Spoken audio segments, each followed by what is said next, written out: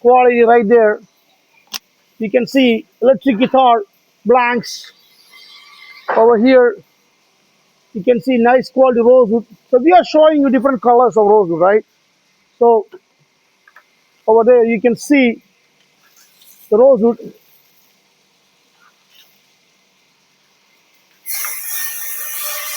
So getting a quality rosewood always a mystery.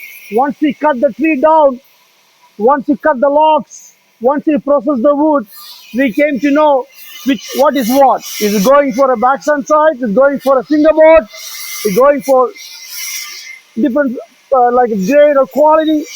We only came to know once we cut the wood out. Correct.